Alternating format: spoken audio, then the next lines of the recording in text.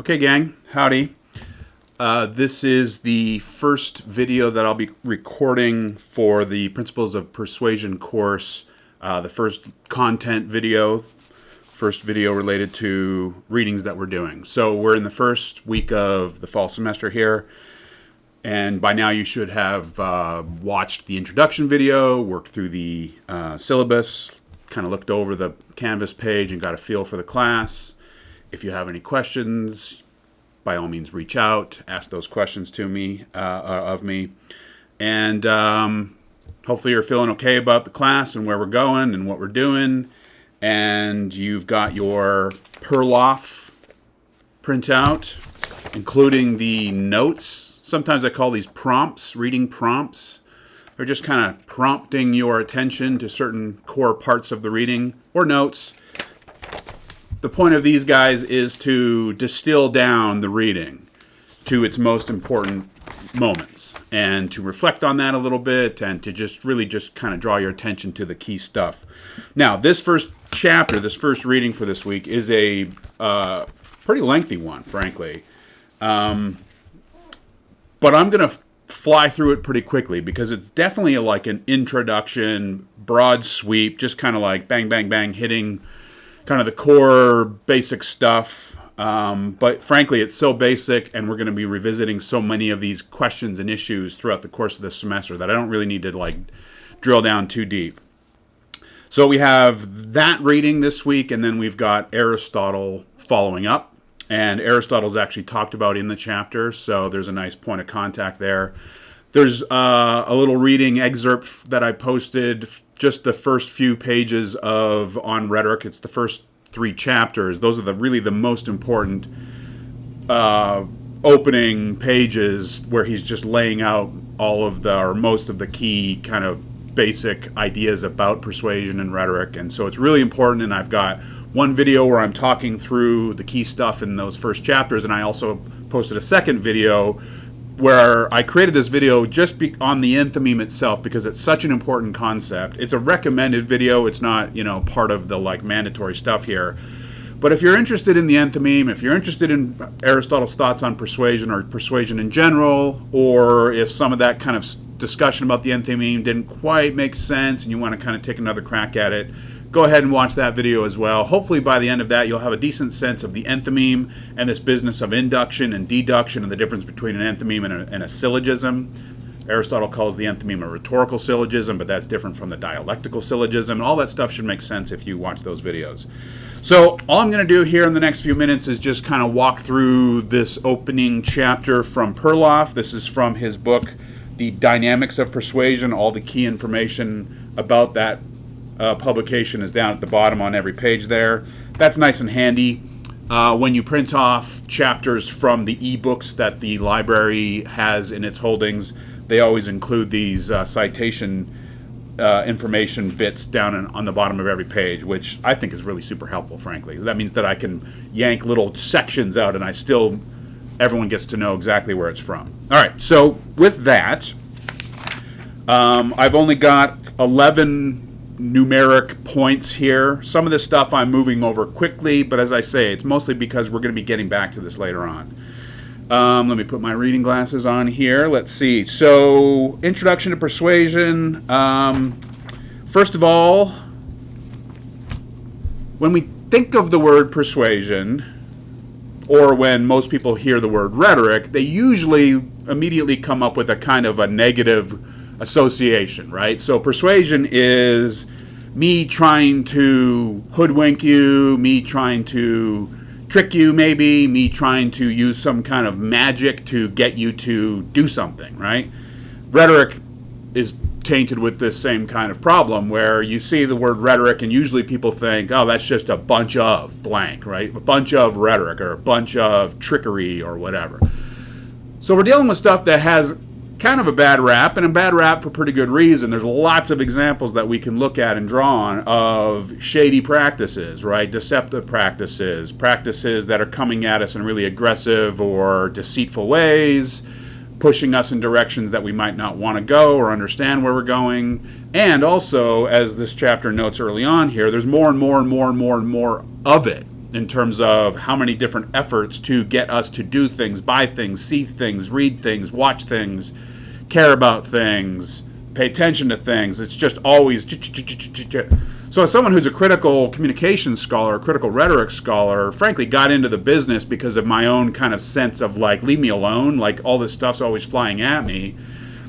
If you're of that kind of mold, someone who's a little bit suspicious of advertisements, a little bit suspicious when you're walking through the mall and someone says, hey, can I ask you a question? Hey, do you mind if I ask you a question? No, you may not ask me a question. I know what your question is. All right? So I'm someone who's like, leave me alone. I know what I want. When I walk into a store, I know what I'm looking for. I don't need someone coming up to me and being like, hey, we have 2 for this today. Hey, did you hear about this? And leave me alone. I know what I'm doing, right? Nevertheless, all this stuff is coming at us all the time. So we're on guard, I feel like, a lot. And I feel like we ought to be. And so this class is really rooted in this notion that, like, all this stuff's coming at us. Wouldn't it be nice to be pretty aware of it so that we can shut it out, that we can respond in kind, we can be aware of threats that might come in the guise of non-threats, and so on, all right? So he's acknowledging the negative kind of connotations or associations with persuasion, but he also, I think, interestingly notes that persuasion is also positive, right? If you go back into Plato's stuff, I don't know if you've taken a rhetoric class recently, maybe you're in my introduction or my rhetorical tradition class, we're going to be reading Plato, and we're going to be looking at his 2 of his dialogues on rhetoric. There's this long-standing discussion about persuasion and, like, doctors, right? Like, imagine a situation where someone could be saved, their life could be saved if they just did this, or if they took this, medicine, or changed this, lifestyle or whatever. Where we could potentially be talking about life and death, and you could potentially be in a situation of having to persuade someone in a way that saves their life or makes their life much, much better, right? There are places that we can end up through the business of persuasion that are better places than we are in now. So it's not that persuasion is always to the worst, it's always ill, it's always evil, it's always dark, it's always ill-intended. No, we do this all the time. We're always trying to persuade one another to do better things, healthier things, stop eating so much meat. Why? Because it's bad for your body, it's bad for the animals, it's bad for the planet, right? There are good reasons to persuade and to be successful persuaders, right? So he wants to just remind us that, like, persuasion is not inherently bad or inherently negative. And in fact, toward the end there, the last comment, number 11, he calls it profoundly civilizing influence. And if you go back into the ancient stuff, again, my rhetorical tradition class, if you look at Cicero, Quintilian, there was this kind of recurring argument that the ancients would make that rhetoric civilizes. Rhetoric is the thing that changed mankind from savage to civilized, right? The building of institutions, the use of reason and persuasion to lift ourselves out of a state of privation and violence, essentially, right? We tend to be a lot more jaded about it now, but truly these are some, long-standing ideas that persuasion lifts us up. It's through persuasion that we improve one another, that we think about some of the greatest oratories, some of the greatest speeches ever. Choose your favorite speaker, choose your favorite cause, choose your favorite moment of progress, right? Persuasion was probably driving it. Persuasion was probably even the reason why we went from that to that worst thing to that better thing. So it's worth keeping that in mind, because I'm someone who also is, like, pretty suspicious, pretty jaded. If you're coming at me with some persuasive effort, I'm probably going to just automatically, like, flinch and pull away, right? But because there's so much of it and so much that's bad. But there are good outcomes, there are good processes, and we, I think, engage in a lot of this stuff ourselves along every day. So let's be open to that. Now, number 2 here, the second point on the notes is this business of attitudes. I won't dwell on it too long here because we're going to spend a lot of time in this semester talking about attitudes. But just think about, like, persuasion doesn't usually change behavior from a 0 to 100. It's not like someone's like, I love meat, vegans are idiots. You give a speech on veganism and now I'm no longer eating meat again, right? I imagine the extreme example does exist, but it's very, very rare where you're trying to make a persuasive change. You're trying to install or instill a persuasive change in someone and we achieve it like that, right?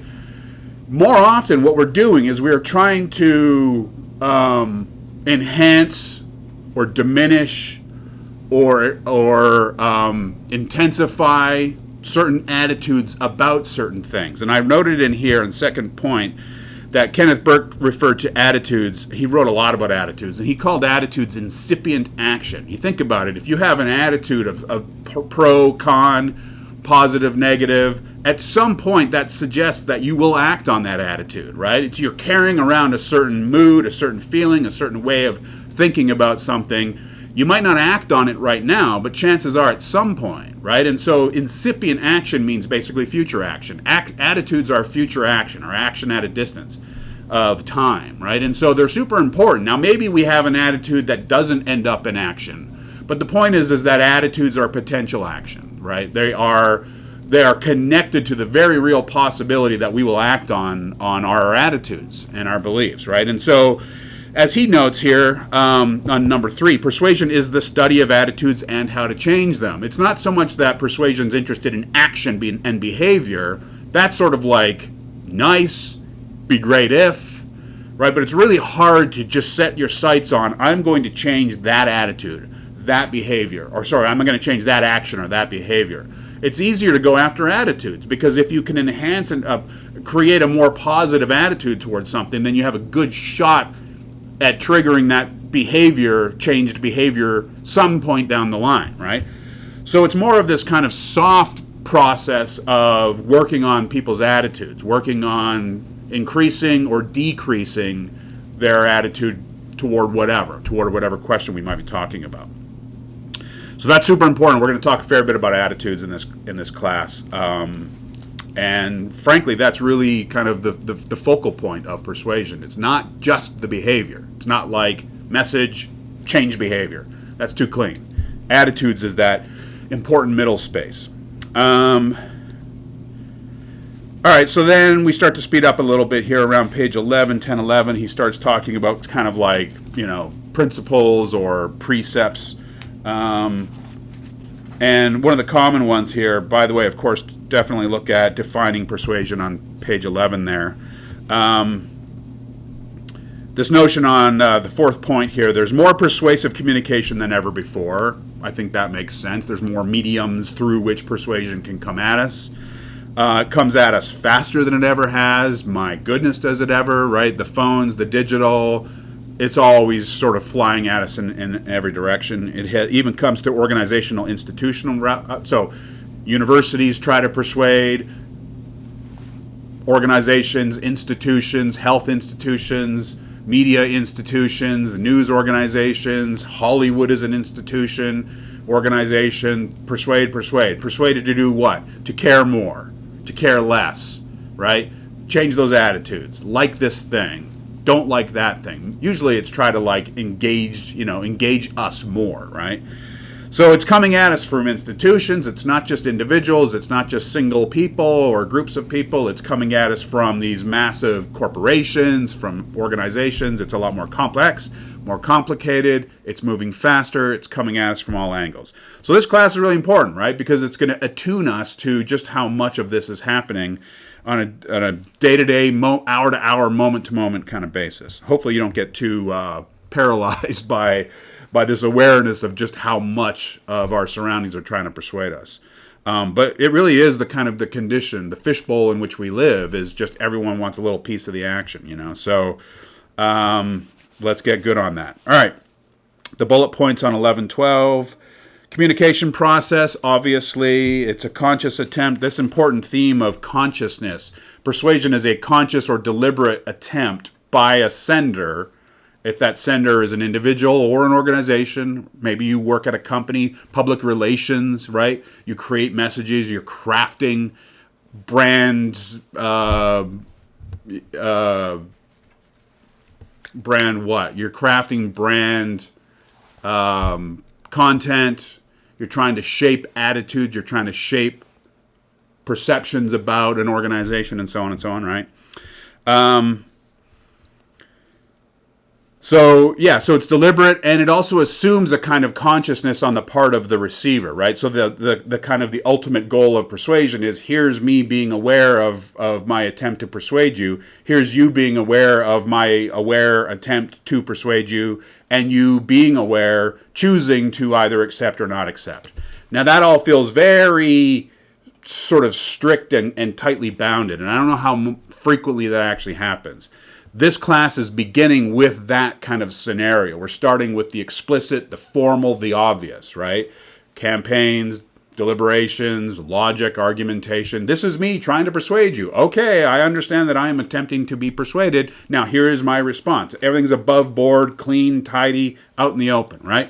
But as we will proceed throughout the semester, we will see the persuasive attempts become slightly less conscious, slightly less obvious, slightly less formal, a little bit more informal, more suggestive, more da-da-da-da, till the end of the semester where it's like, it's happening, but who knows that it's happening? Are we aware that it's happening? Is it still persuasion? Is it coercion? Is it something else?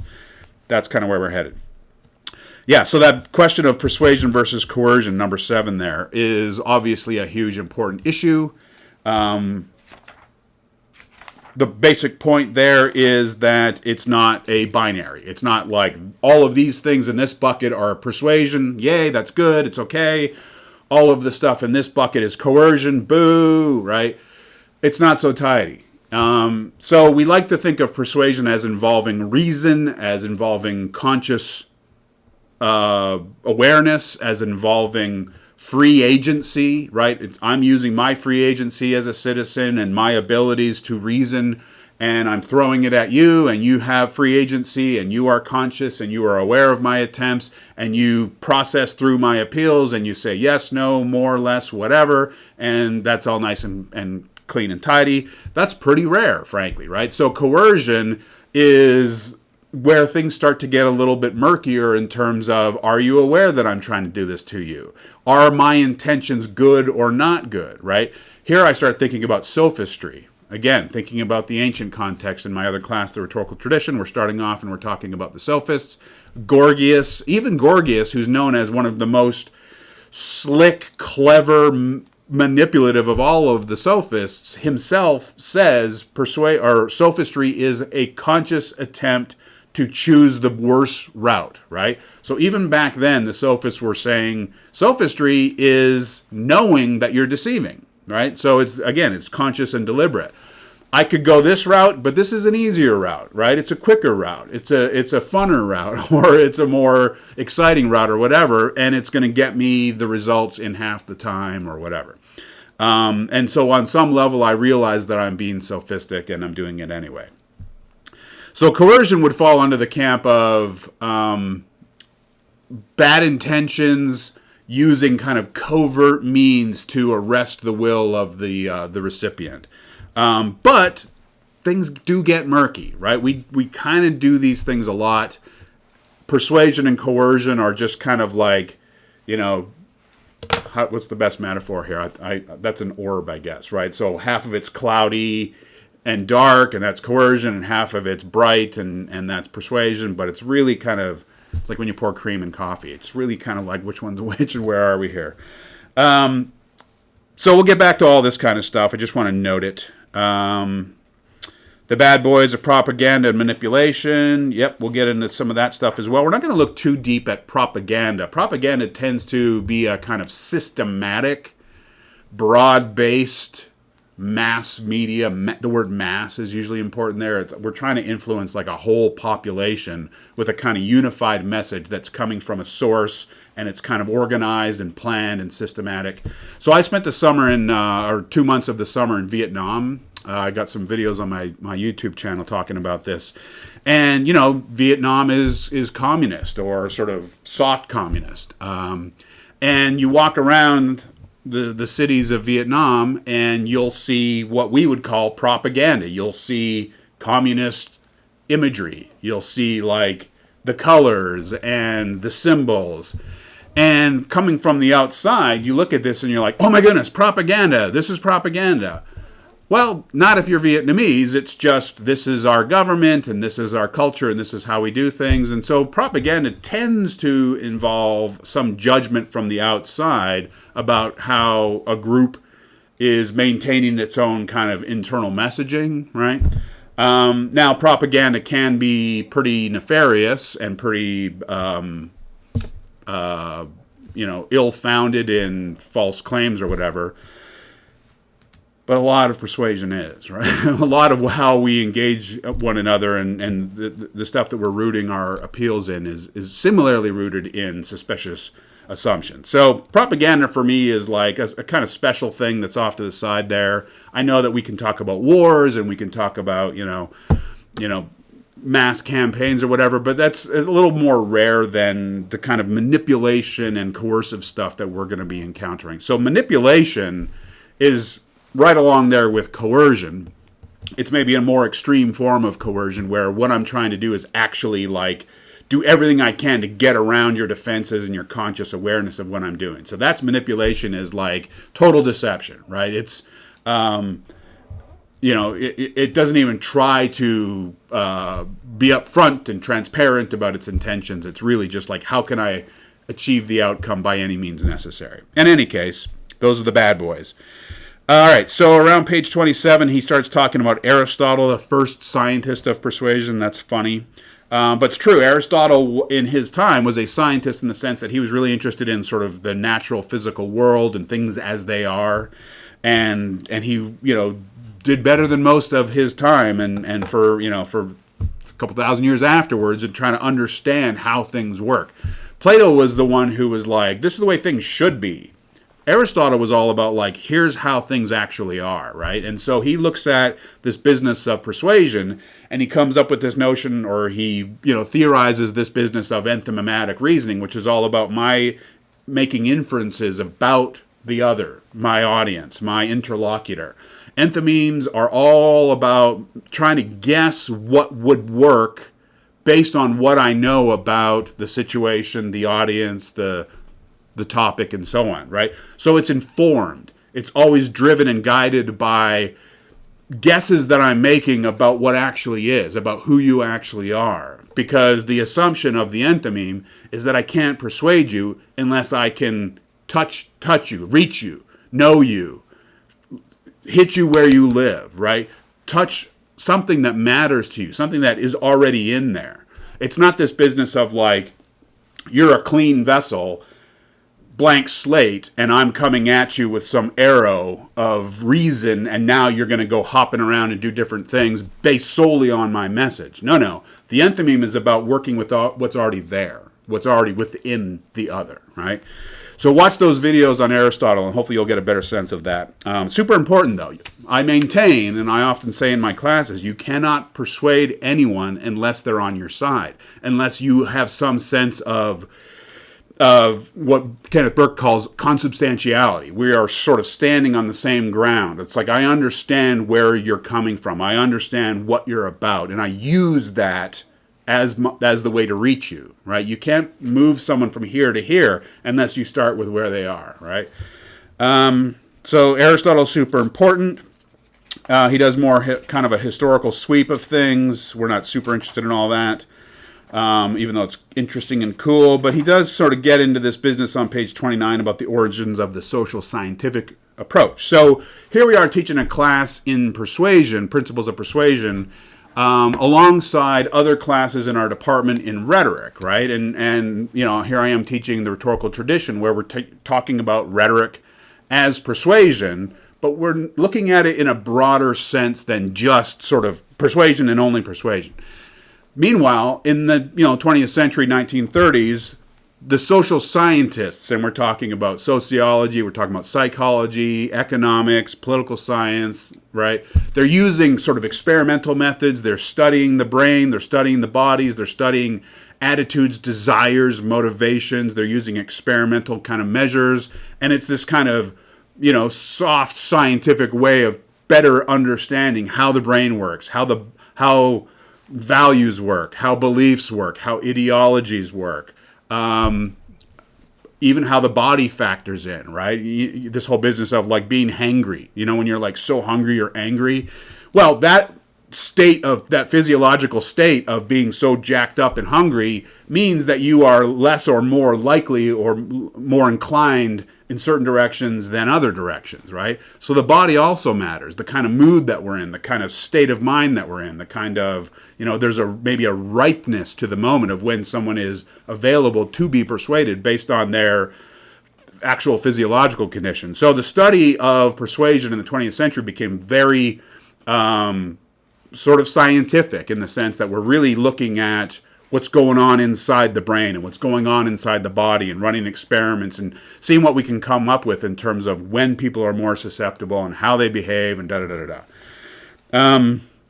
So this class isn't going to do a deep dive in all that stuff. We're more interested in kind of the contemporary moment and what's going on. But we want to do a kind of quickie look at some of the main findings from this period. And so the next 2 weeks. Next week is core theories number 1, and then the following week is core theories number 2. We're going to be looking at 4 main kind of recurrent theories of how persuasion works based on these kind of social scientific discoveries of the last roughly 100 years or so.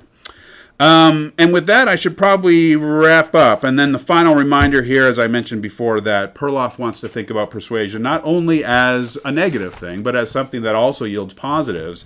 And, toward the end of the class, we're going to get to this theme of nudging.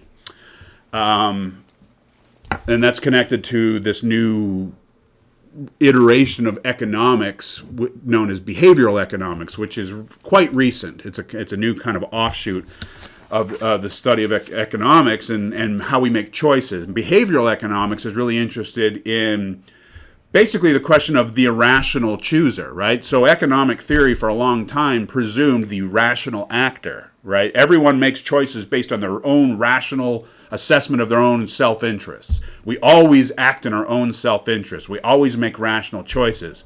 Right, as if. That's a kind of an old modern assumption. The behavioral economists come along just in the last few decades and say, yeah, actually, people make choices all the time that don't make a bit of sense. They're irrational. So trying to understand the irrational. And this business of nudging comes out of behavioral economics. Nudging is something that I'm fascinated by, frankly. It's a way of sort of channeling behavior by sort of controlling the menu, right? So like, for example, I do a lot of the grocery shopping for my family because I'm sort of the food guy in the house. And I'm concerned about, not eating too much processed crap and making sure we get kind of fresh fruit and decent food and not too many ingredients and not too processed and all that. And so when I go shopping, I buy these choices, right? And so we bring it home and it's like, these are your choices. And so I'm nudging my son. I'm mostly interested in my 14-year-old son who, left to his own devices, would just snack the rest of his life, right? So here's me nudging you to eat better food. And if there's no other choices except fruit, decent soup, decent cereals, right? Then I'm nudging him and essentially persuading him. And I think that is a positive thing. I think that as a positive thing, there's lots of examples out there. Those like on the side of the road, that signs that flash, this is what your speed is. Those signs are meant to kind of nudge you to slow down. It's like, hey, here's a reminder that you're going wicked fast. Or those like calorie counts that you'll see on menus sometimes. It's like, hey, guess what? There's 2,700 calories in this bloomin' onion. Nudge. Maybe you don't want to think about. Maybe you want to think about like sharing it or splitting it or foregoing it completely. All right. So there's lots of interesting stuff to consider for this class. Again, persuasion comes at us in ways that feels like it's all just kind of like an attack, frankly. And I'm someone who's susceptible to like crankiness. All persuasion's bad. No. There's some really good stuff there. And we want to be mindful of how to do a good job, an artful job of persuading our fellow citizens and community members and maybe customers and so on, and not succumbing to just the easiest and most kind of short-term thinking in terms of outcomes. All right. So lots of big stuff to think about. I think a lot of juicy stuff to think about. This is the road that's in front of us. We got Aristotle this week as well. Enjoy the content, enjoy the reading, enjoy the videos, and I'll be seeing you next week when we're going to be looking at some more Perloff and some theories of persuasion and psychology. All right, gang. Be well. More soon.